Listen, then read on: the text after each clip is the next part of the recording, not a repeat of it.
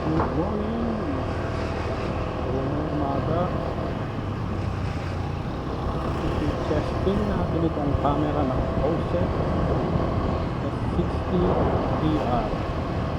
So, ang current settings nito ay dun sa video resolution naka 2.760 fps tayo. Tapos naka-on yung image stabilization, and then ano ba, naka-on din yung ating wind noise reduction. Tapos ang gamit lang nating voice record ay built-in microphone ng camera na to, which is pwede rin magkabit ng external microphone. Yung kagandahan ng OSET S60 DR. By the way, nabili ko pala ito sa tangkoro.ph, no? So mabilis naman siyang dumating, madami din siyang freebies kasi yung option B yung bundle na binili ko. Tatlo kasi yung options. Meron yung camera lang, walang included na extra battery. Tapos meron din siyang option na yung option A, yung tatawagin ko siya ay option A, meron na siyang included na battery, isa. Hindi ko naman naalala eh. Tapos din sa option B, kung tatawagin natin,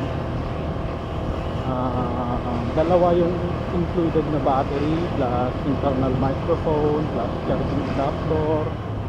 Ayun. Tapos syempre yung typical na mga mounting accessories ng camera. Meron din siyang diving case.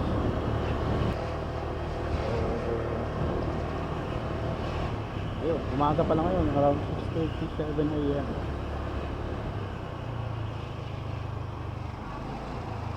Tignan natin kung ano yung kung maganda ba yung quality ng video cam na ito.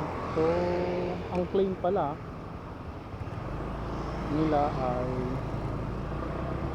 170 degrees daw yung angle nito, which hindi ako naniniwala kasi na-testing ko na to bago ko pagawin tong video na to. So, hindi ganun kalaki yung sakop niya, no? Pagdating sa field of view kapag ka dito sa pag nakamount siya sa helmet. Na-testing ko siya yung isang araw na chest mount siya. So doon masasabi ko na maganda yung view, no? Maganda yung view kapag chest mounted. Kuha yung dalawang magkabila ang dulo ng side mirror, and at the same time nakukuha din yung panel board hanggang dito. Panel board ba tawag dito? Basta itong panel na to hanggang dito siya. Kung makikita yung daliri ko, makikita siya. Ang kaso nung time na yon,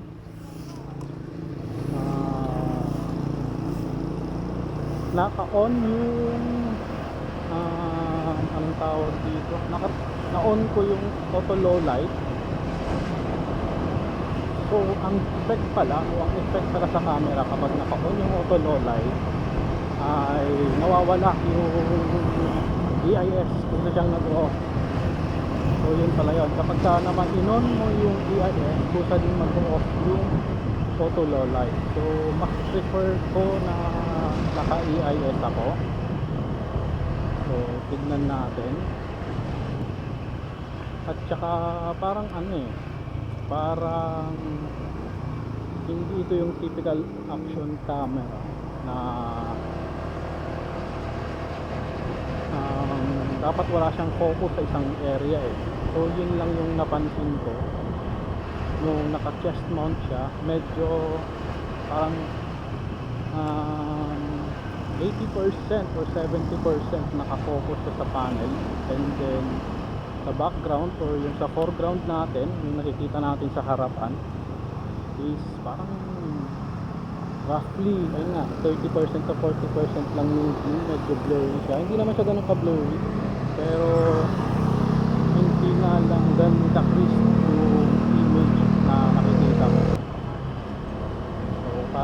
binabaybay natin ang San Roque, Palengke. Ayan. Alam ko madami tayong mga kapwa motorista na dumadaan dito sa area na to para maiwasan yung traffic sa kahabaan ng Boni Serrano. Alam ko marami din, ako shortcut ang tawag ko dito, pero sa iba siguro umiikot dito para lang makaiwas to, especially yung mga galing na Marikina. Kaya dito sila dadaan.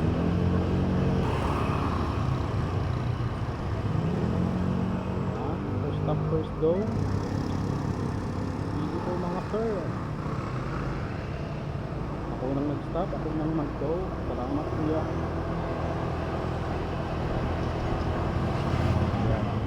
So medyo makiling ang aking panahon ngayon, by the way. Kaya dinala ko na rin yung mamahaling kong Crocs worth 200 pesos. Baka umulan mamayang hapon. Madalas yan eh. Tuwing uwian, yan, babagsak ang ulan o bubuhos ang ulan. Ang lakas tumahingin eh, ano?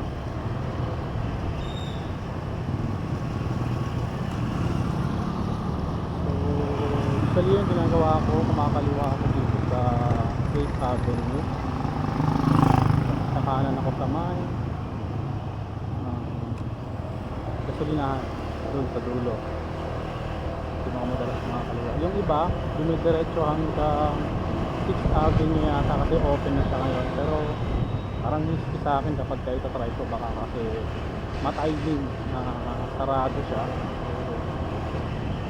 Babalik na naman ako. So, nabutan tayo ng red light. Dito tayo sa pinagbabawal na technique. Dito tayo dadaan. So, siyempre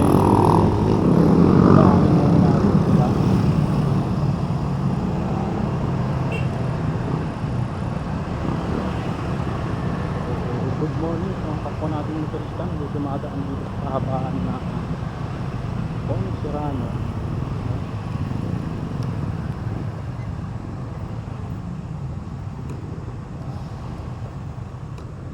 So singit-singit game tayo ngayon para hindi tayo malate. Kaso mali yung nasingitan natin mga brother, dapat tayo sa kanan.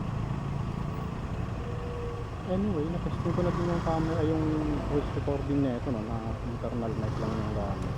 Para sa akin okay din naman siya. Wag lang siya masyadong mabilis, no? Kasi hindi ako pwedeng sumingit brother. Sensya na yung nasa likod. Tatama kasi yung ano ko. Ang tawag dito, yung protector ko sa manibela. Yung ang tawag dito, auxiliary light natin, naka-off dito kasi sa katawan ng ating motor. So bigla ako kumanan dito. So check kaliwa, tapos nag-go galing. So dahan-dahan lang tayo lagi mga brother. Kahit na nagmamadali tayo, piliin pa rin natin mag-ingat.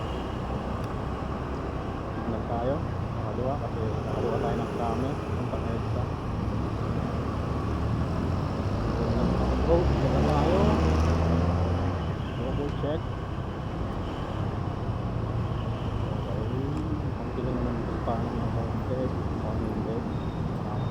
tayo natin itong concept. Nakapasok tayo. Ay, sige sir.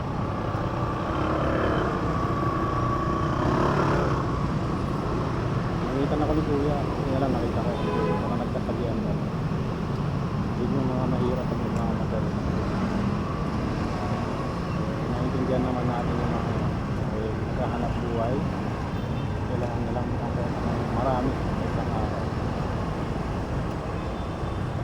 Tingit ba ako? Hindi na ako makakapinig.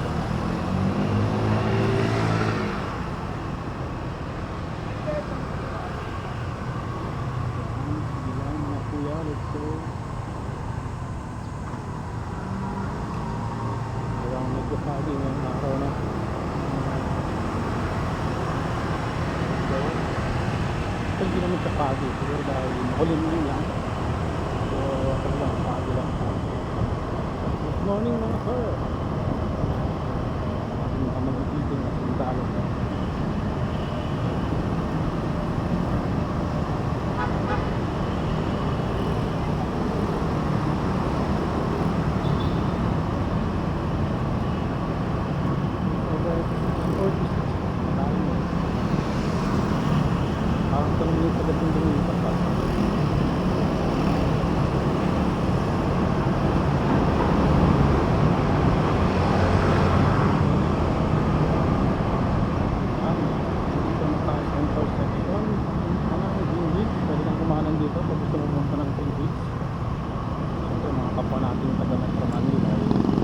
masyado.